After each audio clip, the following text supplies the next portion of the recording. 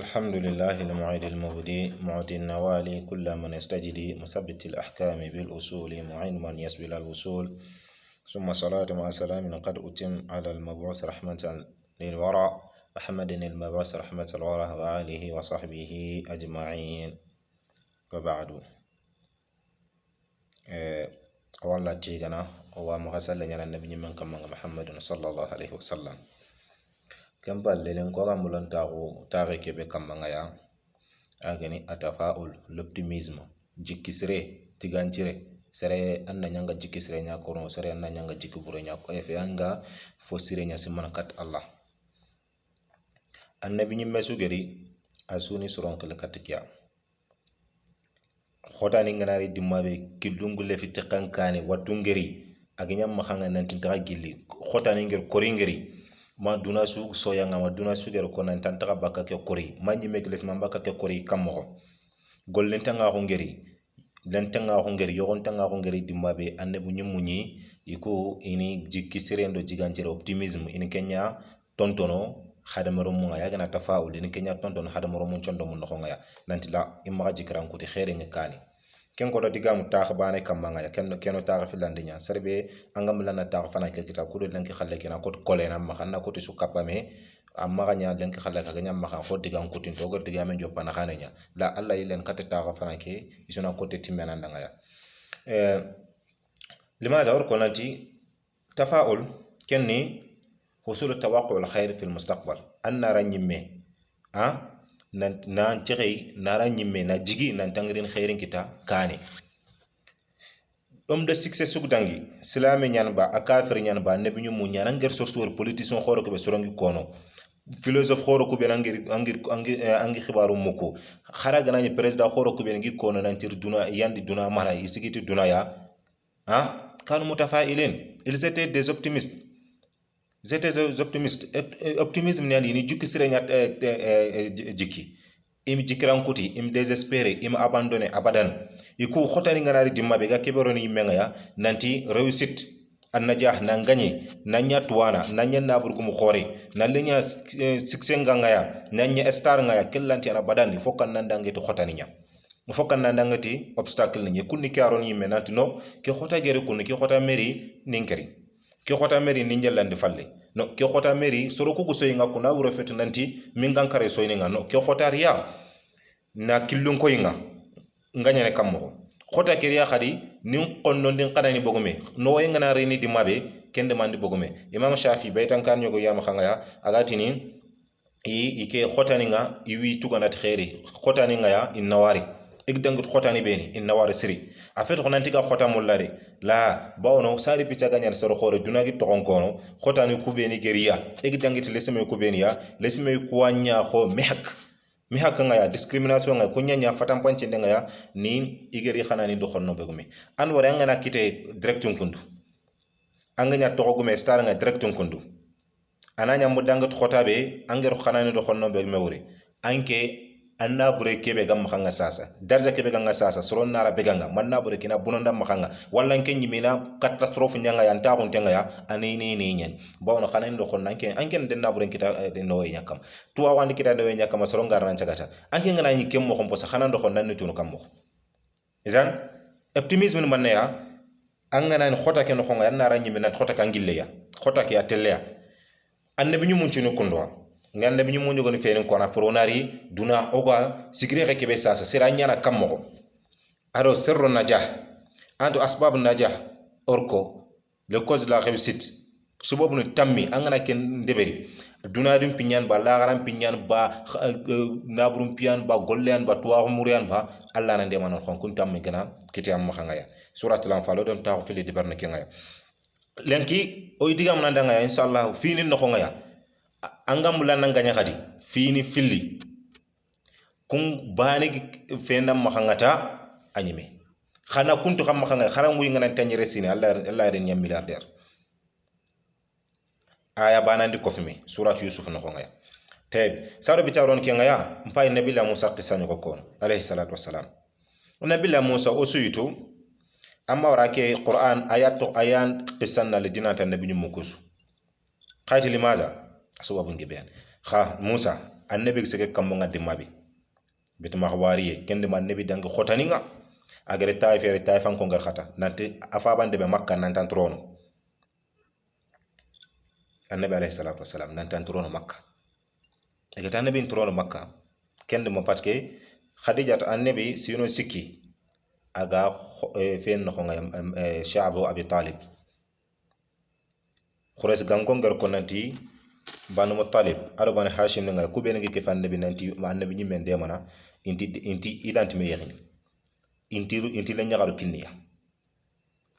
inti idinti gagene me annabi no fomeni ma itinti la nyagaru kinniya ir ken cha fakkayti nyam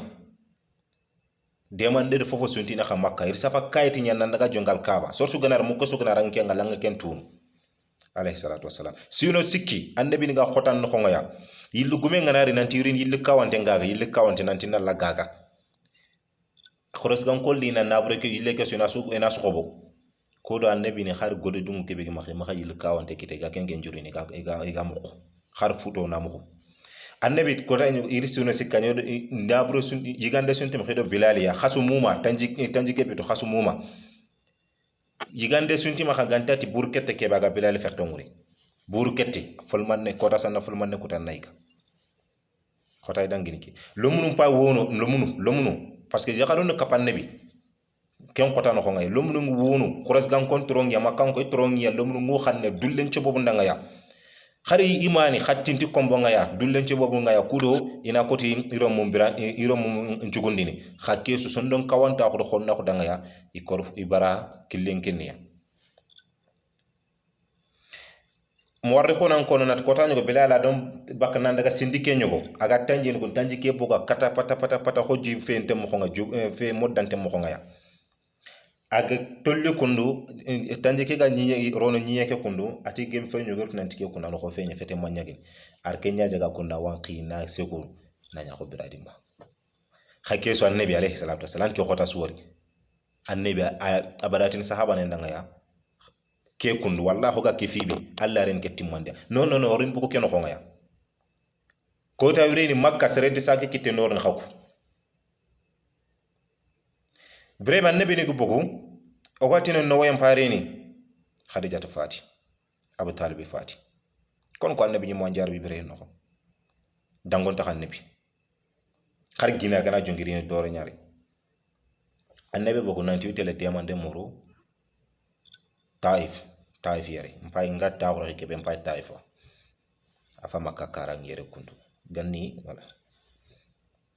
thank you kundu taif annabi alayhi salatu wassalam agiri idama shata trendini aisha ta dama annabi trend nan annabi eske kota dum dangina nga ya hudu kota mo hudu kota ke be gran kambon koso nanyi menkara ampa bo khore na keri nan go mboko nanyi le tanyire sere kerna jatigini an islamin no nga annabi tiyo parce que ko kundu kunu tampi be ni banganto ngel kha tampi nyogo dono nga ya al ma'nawi ha o ga kebe khili fe aken la souffrance intérieure tora be gan no nga yanda ga saka anga souffrir na silence yo pan fo na lanta kono sera daga famu annabi tiyo kota dangiya kennan ko hudi kota nga kenno kota be aratu nafsi ala ibn yala abdul yala ibn abdul kulal taifi gari nanti khures gan ko nga makka mo me sutenga katia im dango su toxiya ide ben no idi le nyakaro im dango su toxiya tora ga su dambe im tora fungiya khari de ma khar khage mo islama ho khani de make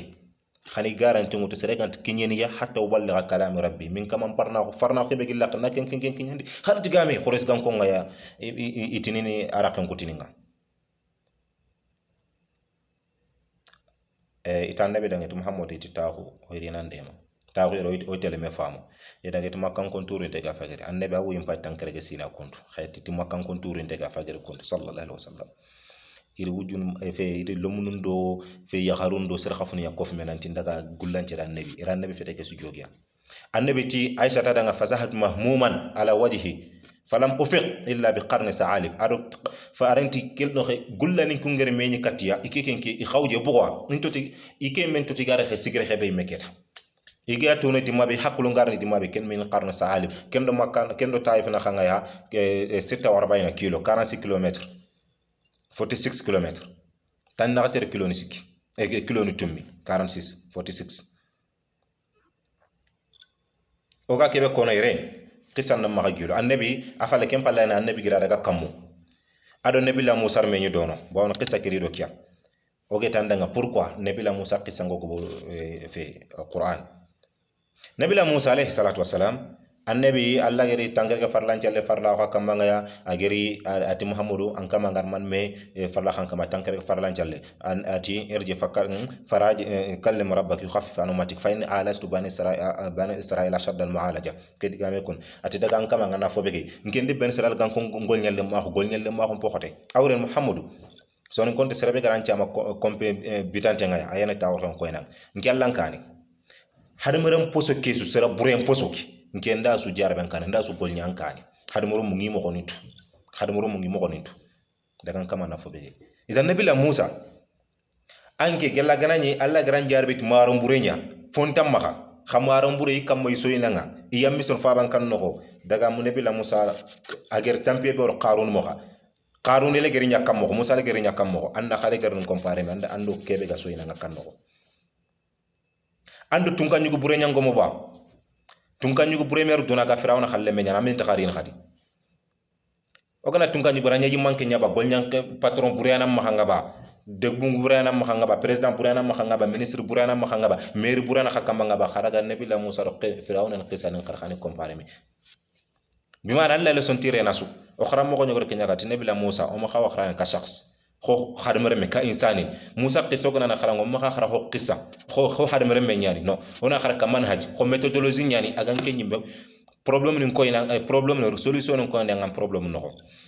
ajan nabi la musa alayhi salatu wassalam bire be agiri aqisange be nyano kundo ona optimisme ke no ko kariti aga daga ta sino man me adon fe gami firauna gajange ngami odo ma ko no ben siragan ko lagar so bobu ben ko iga intigit kunci bobu ko dembe ko khotanno odom taxe mu ma nyana ken kamma xana yille katte an kaga xotan be ni noko an ngana kunde be rasul allah nambaka kullu semay noko nga inshallah taala donc brebe allah gar faren qaf musa nanti wa laqad wahayna la musa an asri bi ibadi musa kuroten danu ngun tubi firawna xotani ngo gobo xamaxa ganni ganari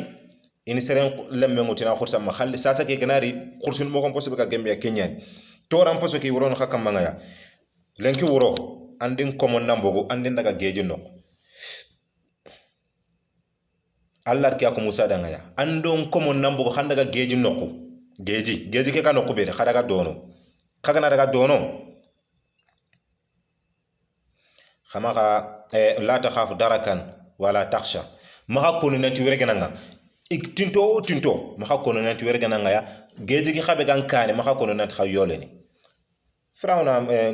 benetara gankon ibogi daga mu ne yikono nanti setumiat alf ko tandu komo tumuji na hadamre men Allahu alam hada la yuhimuna ikinya dono ngaya illa ngi kre benetara gankon e fe qopti ngertu Firawna du soro nanti benetara gankon umma communauté muma nyanguru etino inna hawla la shirzumatun qalilun ko sordu ngani am jero ono onti o fortene do kubatti kiyenga na bogde mabo ono jaman ko fme ton ron daga sagete dagat geji nyabange iranta o krene onu nyini dononga igi tintome Firawna di korem bogo ko kun gajam bon xama ke xa royaume mu nya fay igaro xabate nant xawuri ko mon xanni xay nant xawuri ko ngaya بريبي فلما ترى الجمعان قال أصحاب موسى إنا لمدركون آخر كونو دوكي يركي خوتي يراكونت أرو خوتي بيغارنا كان الله دالي بريبي جامون بلغير موري فراو بنسرال غان كومباي جيجي نيافاي كي كاني إيرانتي كريني بو ناني كات مصر نقون قاخدي فراونا دي جامان باري موسى إنا لمدركون موسى يروغي موسى خرانغا نتو خروغي كنو خونغا أندو من رينير موسى انكي أرأي فت أرأي musanki aray fet aray kharanga ndo to khoro e kono ko ino toro khayam poso ogu wuru ogana wuru dimmabe ina rora ga khadi ina khotan tan lokka mena yangan katanga ina tan ndubulo kambanga ya anwari kanu mutashaimin ils étaient pessimistes nonu mbura ko nyendi kum makanga ya nabilla musa banati manne qala kalla adzame allah tinkena liyere ndin ko monna liyere bo allah khaytu nat geji ngeri allah itu khappe nat firawna khadi soronga irinia donc woga kisin mo xobe totude khayna ma ya rabbi sahidin kama ngim gemminga ya magerin kanda kis mo ngaya il va me guider nga kisin firawna mo xobe totude khamal la kengirin kisi ken ken la jana Allah tim Musa da ngaya gotto dokko be ngama guma fe a kotot fange ngata agar kotot fange ngama nabila Musa malla trin Allah kini guma nyani ngana guma ngutu ngana fange mbane kot ken kata man soro no fange koto ndeya iko Allah gane nyamer kebe in kenya da berneta agan qawna nyamo xobe resulta ngan qawnya nyamo xobe ina to khallama khoko khalle nyani ang mulanna lo jexemere xanna kon he ngana ro jexemere ama pessimisme noru mbura ko na ko se ngana ro jexemere nga sa sama khurade jogo ku gana daga karaka ndina bre la daga bono ngana tina kantinu nyina bitiki le mewuni khorken khurade ina su dengeti tambonya ndire wisini khalsi dungu be ngi ma khafanya na mi gagnete yo soron kana utina kungutu tambonga na ile falle khati awala ndor ke bana fayo ku bono din kara serenga tu dungene gollu dungen nalle akalla kenda nyamere subabu ndebe ni nandema ande bunyu mon pay kiyaku nabila Musa guma ngutu anna fangen koto gejun koto agir gejun koto fakana kullu firqan qad tawdil azim idangi pourta akhi angi ampatel soko kuntu alla kenda nyamere man nanna yilli funjo tan naru nyanyanguri yille ke kuna gaba kam gobe o a formene kam mo ga baka mo gobe aga segene kam mo ngam gobe joxol lini aba nani lini aba yirungu lina su kambo aba kankoro nyallini ba alla manke lo kenchu aka an kasere khape nan ta khafatelo gunde nga yirgal la dunga kam khan fo kita mais pourquoi gona tan lo business dunga ngant dungen parce que angana nantan antikite ni amar kenya nanga tikite ni bawno angana fibe ranji menga ya ana inda zanni abdi bi kemenen kenya ko ken ko tata ko dange kenya alla tiki ko mengi simana mo ko ben killa kay ona mo gonti kem mo kom poso kenya fay ko na mawri ben seral ganko ke erreur mando mi kita nabila musa qissano ko kondo me khara khokko ga dangini no bire mo ko nyani o kumme bire mo ko galle sunen tiren bakkiya bawno funta kha nyana ke tanke khairi nyan ba bone nyan ba funta khairi nan kenke ta gem dum sere kita angan kawna nyaka de ante ha ben seral ganko pourta igi kere fange ngati mabi iga ter baitul maqdis nanti lo baitul maqdis musa geti danga ya qawmi dukhulul ard al muqaddasata allati kataba allah lakum ngchoro khaymer war allah fa gar khakis fir'auna di soro khaymer kawa fi ngori khakun si mere gene khaya jankan ter gene khay akhay tinto khay ma kha khobonga kerin mi allah gan ke debe kundu baitul maqdis nan khallo don allah safanan kharono ya khada kharo soro ku ben gado na male kan ko kanni yande na to gana rwande ino nyinande yande ngonto yande gajanyo kenyan ma fonto ko ma khanga allah ma khakuntri ndike allah tin debe ke marandin khaya khalota khagana rota allah ga marandin khay mo ko be subobo ki khakuntu khadagata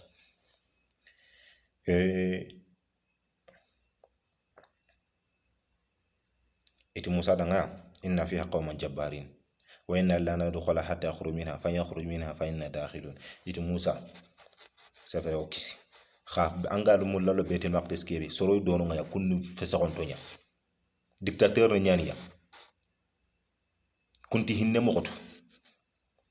o musa ko ko ngontrono mi gana bugu timmabe anga fer nyani ku ngana bugu debe ke dimmabe o kurono o kunaro ke ngakati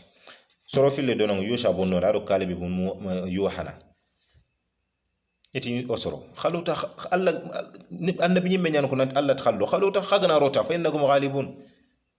khagna ro walla khayni nyina vous serez les vainqueurs khayna na fe ngaya vainqueur ni khayni nyini debe ke nyan khaya khallenga sembengil allah réussite ngil allah takhallo khaluta eti musa ganya kenya so inna la nadu abadan ay qalu ya musa izhab anta wa rabbuka faqatila inna hahuna qa'idun nabila musa digame nyime makako dagando an kama kebe anga ko non tati debe ko yafon kharaga khallo khangaja ando allah ndagaja sallallahu salamata al afiya o ku fatta ko ni rambi gambo gutim mabi ay wando ando ke mo poso ke ike digame kuntu allah ko sambargo likam mangaya qala ya musa qala fa innaha muharramatu alayhim 40 sana allah nabila musa Allah nke Allah ngeti lo hakati ke be gallo kan hakati gampi debe ki soro ku ni nyine kha komi ga ke diga ma kono nke Allah nduro kuti kamanga ya debe kin trono tan nakate sine ndi handi debe ke ro ngara mi makanga ya I afa igere ne nyeke kamanga ya tan nakate sine trono musa fasigini ngaya maga sino kamma ngaya pogala so be tirenira akhi pourtant nan daga Europe anga kayit kitta ba mant kayit kitta anga golle kitta mant golle kitta kesun trono yimmeki o segen tenge nanti o kana visa ke kado kana demon kayit kitta on golle kitta on nyana burgu mun o segen tenge ki seren tenge tenge pourtant ce n'est pas le cas mais pourquoi an tenge tenge nanti anga golnya kara ngi kiteni man an tenge tenge nanti anga business wuni anga debe kebe capital kebe business ka réussini yani hadmere me arrow city hakati ni français ni l'avoir ne doit pas dominer l'être mal verbe avoir ayim maha kha am kim mahawa nyindindini ngeni kebe kyani alla islami yani nga nabu dungi mahalla ri nyamer nantina investi igana nabre ni kala khiyana jagan kulungunyi ngana investi se winde mana ngeni kenya de ber soro man menay har so nin karo bannan ko soro man menay ina Europe visa mortaba ni ina reseti tani fili ina reseti ina gri ina daga Congo ina jaman jagara ina ya milliardaire ni mais ima abandona badan gella gana o gana tashek ni lexenya maka abandonné maka fir abandona badan maka abandonné ande shek kita linki gella gana business awoni kara ande shek kita anna buram bonan fondement kita kadi illa rono kadi kharanga dingira kiya sanzeni manga moko kiya sanzeni maka décourager angim décourager visa mouré ke moko be na reseti anna daga ina reseti ke xam maka décourager adeberi solo man mene nke me bandantu seren daga Europe tani filiti rofule e gannin kaytinu baget mo ente giden inta koma aken ta kana nyaketa ir bitik mu nyada nga capital bi nyimme danga entreprise ninga 2017 entreprise ninga mais ça kunya fay ki milliardaire ninga aga jamana bi man xandi Kenya ama abandon am jikran kuti aydu nanti gana dak Europe kenti nyana banna igana to kara kenti nyana miskina ina so bobu ne liberté foko nangiria on pendi hara gana ni oganati fe duna iga banna khoro ku ben kono sino akebe ga kono zakma ayo shi etani manmi 20 fois tampille do fo de tampille ta aga shi ni anna diplôme kita intangut golle université anna daga intangut anna golle muri ina suuti ambana ni tambana to golle mais que soit qui il n'avait pas baissé les bras ama to do no agria moy dungu ku ben gama khanga business de berna aga kharanga ari maga commerçant ligne ngunyi ni ku barakeya bono ku kundu harna livre ngutuna khara développement personnel anga développer mo ba nyima nga développer mo be kuma ka ken retard ni parce que ku kharanga la ga ko retard ntampia akanga banna golo kusu wala kundi gana gir yogoni ko kota no khonga 50 100 pas yogoni 20 pas ni kenya kharanga entreprise ni développer kam mo business ni développer kam mo mais an kana livre du ngewtu anna ken khara développement karanga ya anga business yana mo ko bi jere mere nyan ba mécanicien ko nyan ba an frigoriste nya ba anna fendi anna développer tandu is banna nyoga ya kapasyon ngoro akapa banna khoro nyo commerce khoro nyen ngir kebe kempe kiran banna khoro nya ar ko kharam mo nyogo danga ar ko kharam mo danga nanti ike igeni magambana ko nga kotan yega yar khatani ka igira khore ngari kiten igir kiten yang kanera kiten nyaraga yara khatan kolle nanti igeni itumanat parce que fontam max amu domu foron nen ka keno fa banka fogan serebe maganti igeni sonin karano ko kenge nyande fontam max yo sasa comme fonti max ken dal la rokoto khadro khoto khani wara nyar khata khasoro ngana daga kemu nanti khabara ke yar khata na fa bankan no nanti fonti max ike bana yago fi aso ya khabila ncho yago ni kenga itno anti soro ku nerenti ana parce que kum mahanga al hala ke be sasa khumena alla ntarini finin pilinga soye lenki khumene idun soyenya wallahi lazim qur'an nga yanya ni taskharu minna fa inna naskharu minkum kama taskharun ibn al-qayyim ko kitaben no ngal furusi nanti man dahika minan nas dahika minhu wala but kini sunna kauniya alla la da nyane kallan tigilla dan kamma sor songi soy soroncho yanka khar mobile nya gana te yanka mangari igana tankara anke nyimena ra nyimena na mo krafina parce que tambon nyogoni yanga ngan kawni ituga duna fina soro nyogoni choyanga kumuso yanga fina kira nyimenga di angar sornya soronya hayba farenti type bay khabene tongondi khanenu khason dum gem tongondi khama kha tokkido musulmu lawrani musulmu lebuni e haybi khatan khay kumbagande soro nan choya soro ni ilebunintu serbe gana tokkido musulmu nya lebu mbata faranya diga me faydi alla ka tokkino dal lebunu mbatte dangay be mbatunga alla nan pay ban kharanga nan kompenyano ko alla nan bagandina idan akhi bannake khirseke kundara agana kuno kharam mo ke da tirke nyako nanti imma ga yara khata kan no fonti ma ken tongunya khay imma ga yara khata soro ngana daga kemmo ko ken ka ke so lebu ko sa soro nyogoni ini fa ban kammiso ifa ban kan cere nyogina kemmiso dulle ndo haybe ndo fotana parce que kumma ga lebu ngi kul lebu fe onta khona fare khay dalla idan nabila musa alayhi salam fe ke gide ke ta dan gidu khorenta dan no antigene kharaga igatini ikundo khata finte agri ken ko tam mo nyafo afala tita gidi men janga nyoga masala gidi mo ko men jankira nati kiranta to qide beke na burengi fukin daga murwa aka pas khanti ma men janga ke ti ken ke ko ko mona khati sefa bana ni ma ko mona khati gella gayi itike ken ke kharaga ne debu be ne ke kara ikunda iken daga imbugu fabang de beke no ko ngaya ken ko mona adi ken nyangiri nan daga korto am de courage kun qissa keretine do qissa limo ya kun retina kudo nan tan ma de courage angal hala ke be lenki c'est pas ta destination finale tu vois kem put nan tan kala kia fini ngirin filinkia adaga gidongol no fotana maganya na jaman tera nga tanya jaman ngir jaman ken kita kota bana ambre nga nyime ari nikani te ka capital nga agare ni kota be ay mega kona ay mafa kono khram mo nanti gare ni kota be i mandi fen to kato gadi ay man feria seretini na seretini ngutu soro nyogoni nan daga bitik khore be gide be nga nafaga maro ndo sukrani ndo teni nga nanti ne den kan irini igana to kondire nati ikyani irini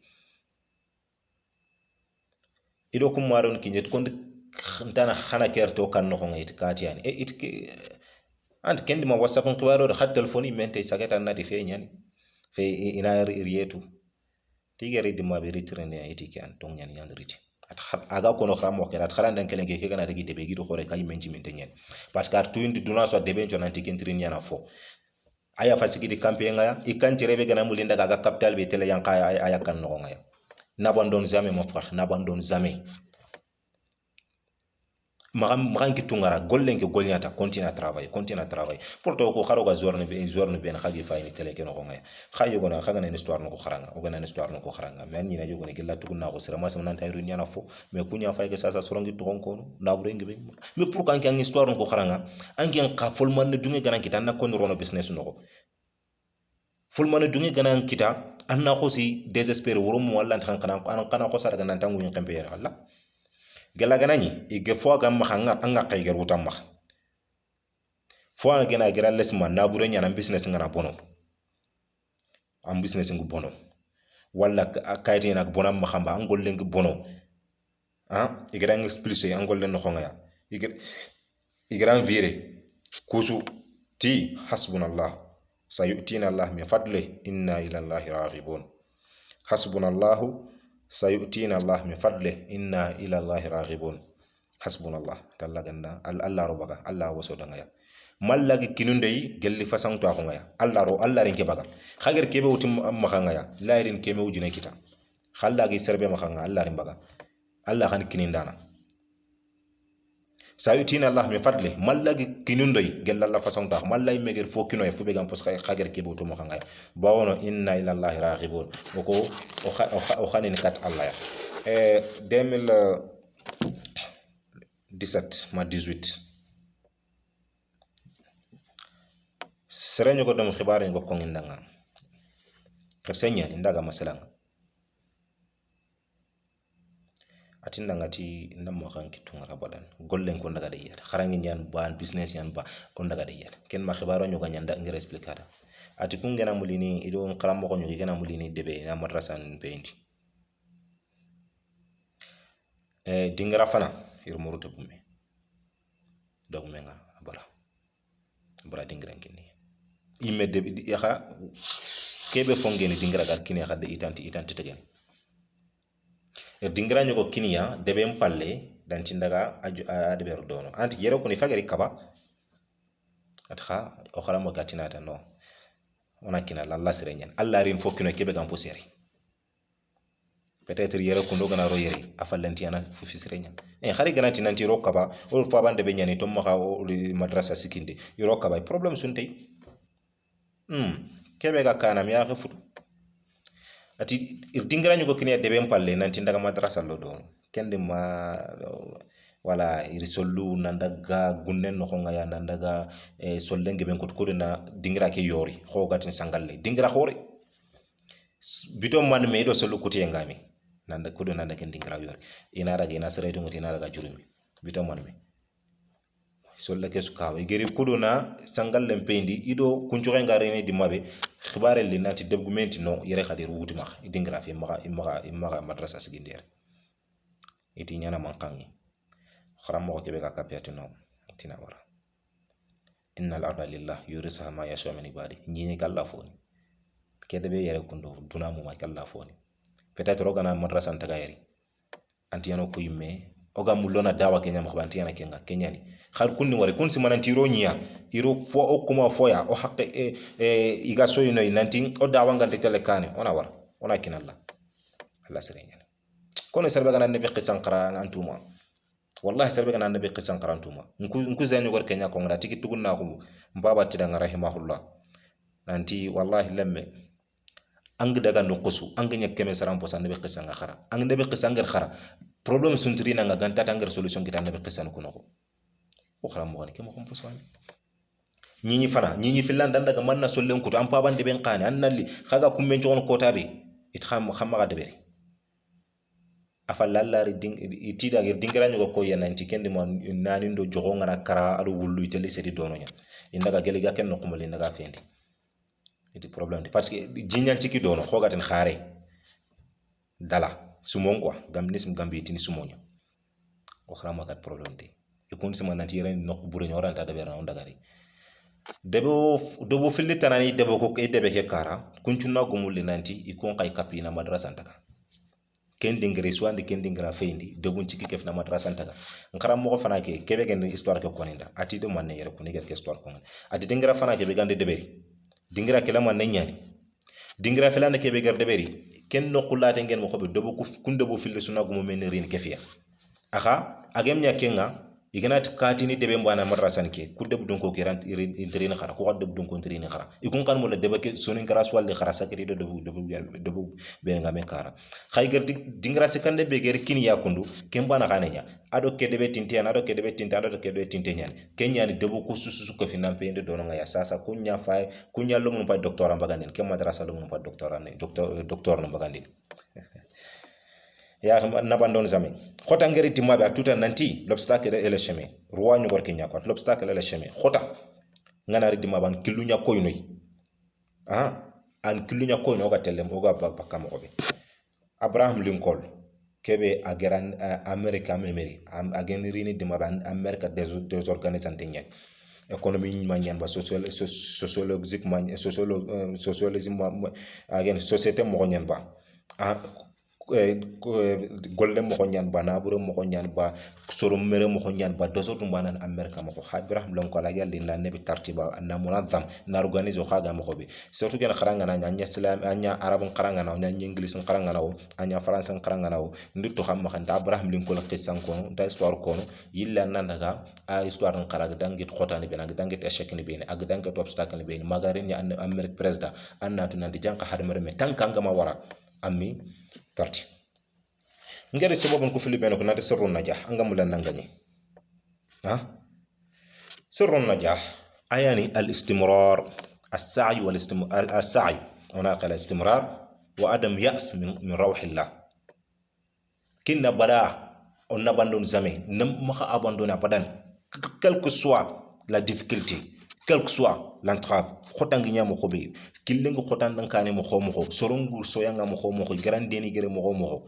anga kebe anga tan tan khirinya maka bonda badan maka abandonner maka to dono continuer dan krangi continuer dan golle continuer dan métier lo mun man meni don nga kharo ku biranta ko jono gen mecce ngadi mabe le gen ngi yimme yaguna so ronda ma wari di patron batti gi misono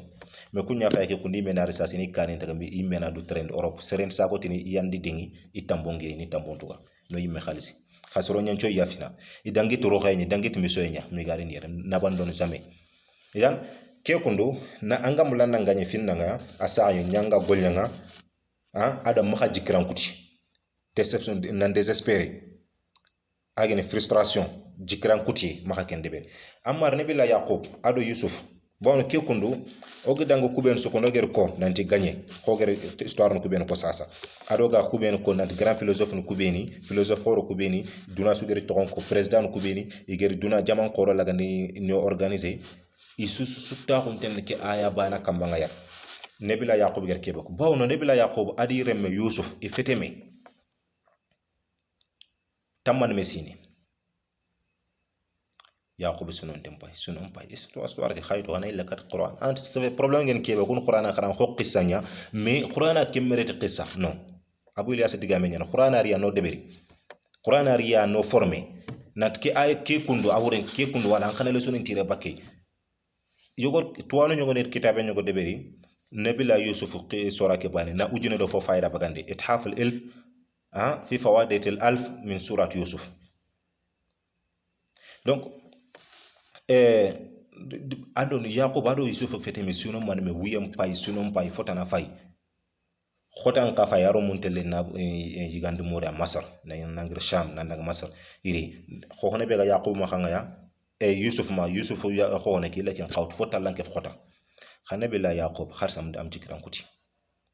a fendi amaga ma ya khonga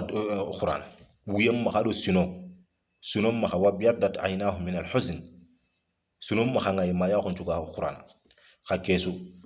adi khaso yesu ama bandoni qala ya ban atiman ya bani yazhabu fatahassasu min yusuf wa akhihi wa la tayasu min rauhillah innahu la yasu min rauhillah illa alqawmul kafirun ke aya bani kuna renyan conférence moma ma conférence ni sikki atilumu izhab khadaga khama abandoni khama décourage khadaga fatahassasu min yusuf wa akhihi hana jonjele ndanyi yusuf di akhi ngaya khadaga no khama abandoni nante sino tani man me sino man me murunde ona daga onari no ro ina fe ndi dullen kay fe muskina khon kanoy hotel le dugge o gari ni no khadaga khama aprat khadaga khangol nyoni do ke o gatina asa wal istimrar continue à travailler quel que soit la tentation quel que soit